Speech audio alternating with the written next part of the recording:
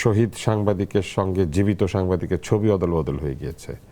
আপনার কি মনে হয় যে অনেক কিছু নিয়ে তাড়াহুড়া হচ্ছে, মানে আমাদের এই জায়গাগুলিতে অনেক ধরনের তাড়াহুড়া হচ্ছে এবং সেই সব কারণে অনেক ধরনের ভুল থেকে যাচ্ছে?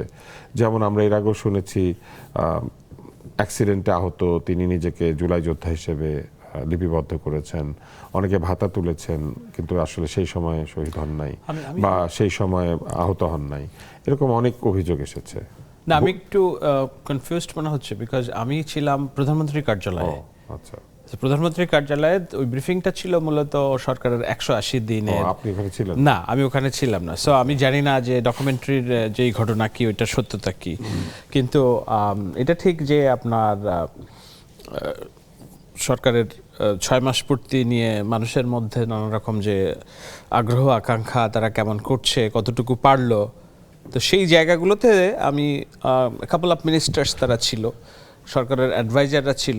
আমি ব্যক্তিগতভাবে আশা করেছিলাম যে প্রধানমন্ত্রী হুট করে হলেও এক নজরে আসবেন, যেটা আমরা হোয়াইট হাউসে দেখেছি যে ব্রিফিং হচ্ছে, নিয়মিত ব্রিফ মুখপাত্র যারা তারা করছে, কিন্তু হুটহাট করে প্রেসিডেন্ট ঢু দিয়ে যান যে হঠাৎ করে হয়তো এটা পূর্ববর্তীভাবে অ্যানাউন্স করা থাকে না, আবার থাকলেও এটা উজ্জ্ব থাকে, তার শিডিউল এভাবে মেনটেন করা থাকে না। আজকে হওয়া উচিত ছিল, আমি আমার ব্যক্তিগত অবজারভেশন, যে প্রধানমন্ত্রীর কার্যালয় হয়েছে, সেখানে দলের শীর্ষ মন্ত্রীরা ছিলেন, ইসমাইল জবিউল্লাহ স্থায়ী কমিটির সদস্য নজরুল ইসলাম খান ছিলেন, তথ্যমন্ত্রী ছিলেন, তথ্য উপদেষ্টা ছিলেন, তথ্য প্রতিমন্ত্রী ছিলেন, স্থানীয় সরকার প্রতিমন্ত্রী ছিলেন, স্বাস্থ্য বিষয়ক বিশেষ সহকারী ডক্টর জিয়াউদ্দিন ছিলেন, আরও অনেকেই ছিলেন।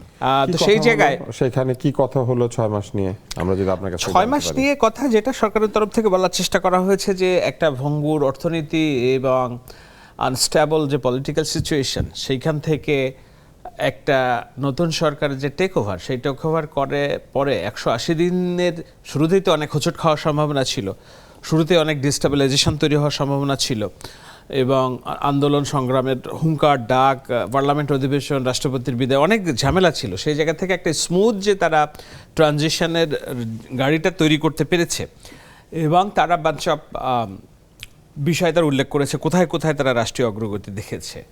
তো সেই জায়গায় তাদের মোদ্দা কথা হলো যে না, গভর্নমেন্ট সাকসেসফুলি তারা 6 মাস পার করেছে। জার্নালি ক্রাইসিস এবং অন্যান্য বিষয়গুলো ইন্টারন্যাশনাল ক্রাইসিসের সাথে সম্পৃক্ত, সেই জায়গায় হয়তো আপ টু দ্য মার্ক তারা বলছে না, কিন্তু ওভারঅল রাষ্ট্রের যে মানবিকতা ফিরে এসেছে, মর্যাদা বোধ ফিরে এসেছে, প্রাইম মিনিস্টারশিপ নিয়ে যে মানুষের মধ্যে ইতিবাচকতা ফিরে এসেছে, দুর্নীতিবিহীন প্রশাসন যে এস্টাবলিশ করা যায় সেটার একটা কড়া ব্রেক যে করা গেছে, এবং এই যে সর্বোপরি মানে মানবে একজন মুসলিমের বাসায় যে প্রধানমন্ত্রী যান, একজন ভিকটিমের বাসায়, সেইটার মধ্য দিয়ে রাস্তার ধারে দাঁড়িয়ে যে মানুষের সাথে কথাবার্তা বলেন, যে ওভারঅল যে গভর্নমেন্টের অ্যাপ্রোচ, সেটা গণমানুষের এবং মানুষের ক্ষমতাকে মানুষের কাছে ফিরিয়ে দেওয়ার যে অ্যাপ্রোচ, সেইটা 180 দিনে ওটা টাফ একটা কাজ ছিল, সেটা তারা সাকসেসফুলি করেছে।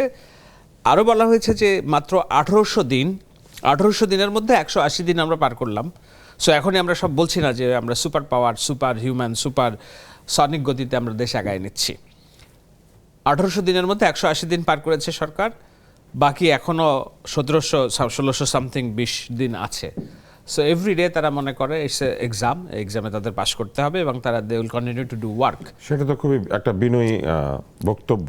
হ্যাঁ, কিন্তু চলমান সংকট নিয়ে তারা কিছু বলেছেন, যে তেল গ্যাস সংকট, এবং হ্যাঁ এগুলো নিয়ে ডিটেলস ওইভাবে যে সাংবাদিকদের তরফ থেকে মূলত প্রশ্ন এসেছে কয়েকটি জায়গায় আমি দেখেছি। একটা হলো জুলাই সনদ বাস্তবায়ন নিয়ে একটা বিষয়, একটা হচ্ছে মব কালচার কেন এখনো কন্টিনিউ করছে সেটা, তেল গ্যাস নিয়ে তারা আমি খুব বেশি প্রশ্ন পাই নাই, কিন্তু তারা বলার চেষ্টা করছে যে সরকারের যে লিমিটেড ক্যাপাসিটি, পূর্ববর্তী গভর্নমেন্টে তারা যে জ্বালানি সুরক্ষা নিয়ে কোনো কাজ করে নেই, কোনো ব্যাকআপ তৈরি করে রেখে যায় নাই, এক্সিস্টিং মাত্র 2টি এলএনজি টার্মিনাল থেকে যে সংগ্রহ চলছিল সেটা প্রাকৃতিক বিপর্যয়ের কারণে নন ফাংশন করছে, বিধায় সাময়িক দুর্গতি। কিন্তু তারা এটাও বলছে যে না, government day night working to solve this problem, এবং কি বলে জ্বালানি সংকট কেটে যাবে সহসা, এরকম কথা বলা হয়েছে।